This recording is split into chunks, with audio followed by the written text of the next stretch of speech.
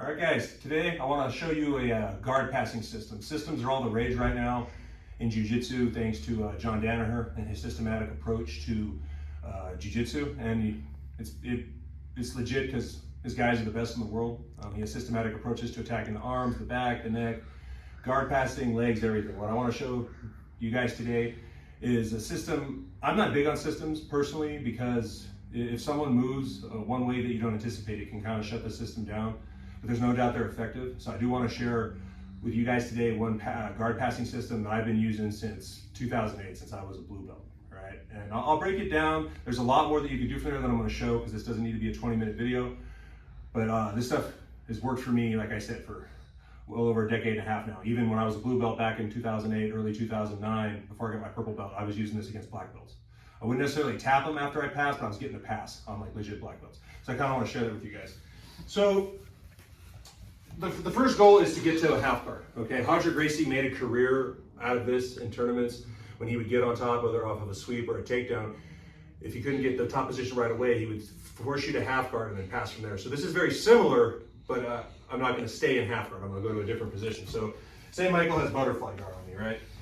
What I'm gonna do, I need to control him, maybe come inside like this and just pull it out and get to half, right? How you get to half isn't important. There's a lot of ways to get to half guard, but you wanna get to half guard. Now what I'm gonna do here, ideally you wanna get in here quick, because if he brings a knee shield in, this is a problem you have to deal with. Now there's other videos on this channel on how to deal with knee shields. They're not difficult. There's a lot of ways you can do that. But once you get to half guard, I want you guys to come out, come here, and face their legs, okay? This is called reverse half guard. Now, I like to do it with my arm in a position to trap their arm, okay? And I'll explain why in a minute.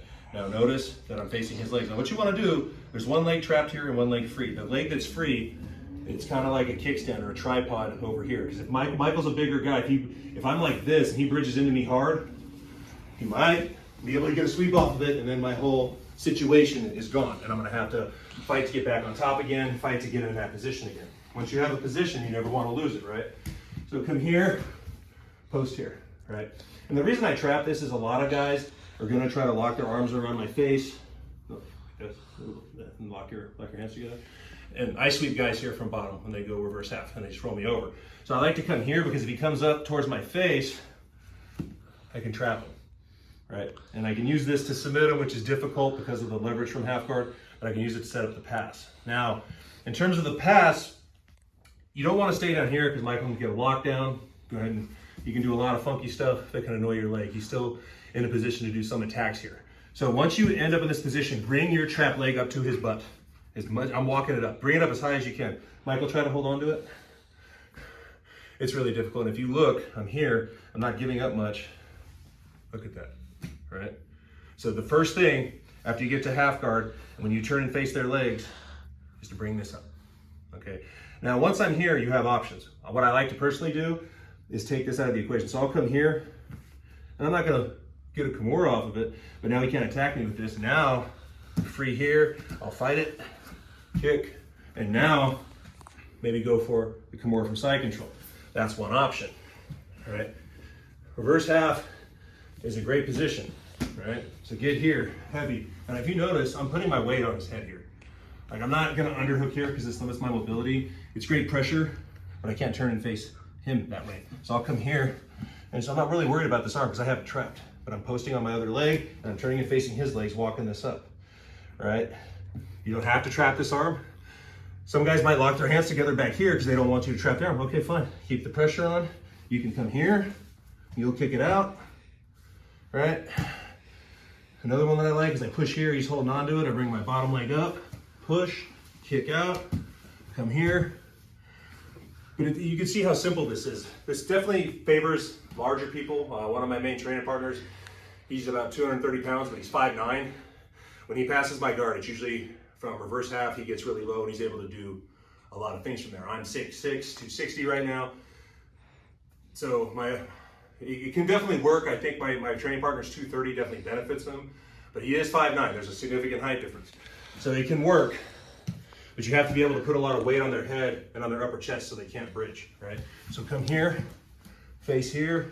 I really like to take this out of the equation because now it's really limiting what he could do. I'm not really worried about a submission, but I come here. walk it up. Let your opponent do whatever they want, right? You can push it and stretch it and kick it out.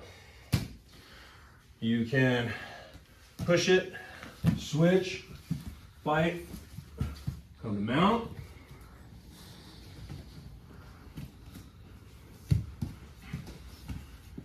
You can push it, underhook it, kick out. That's a great one.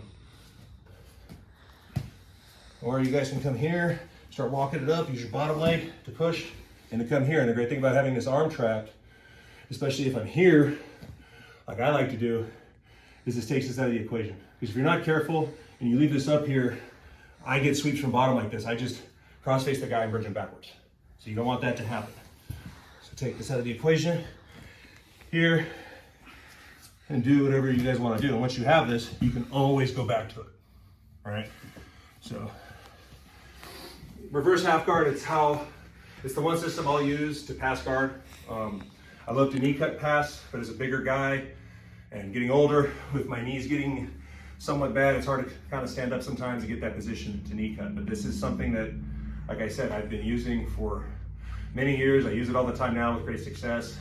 A lot of my students are starting to use it and occasionally getting it on me. So it works and it's simple.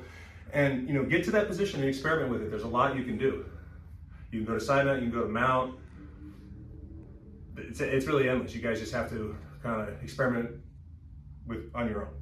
This is the stuff I do, and I wanted to share that with you guys. But it's definitely a great passing system that will benefit you greatly.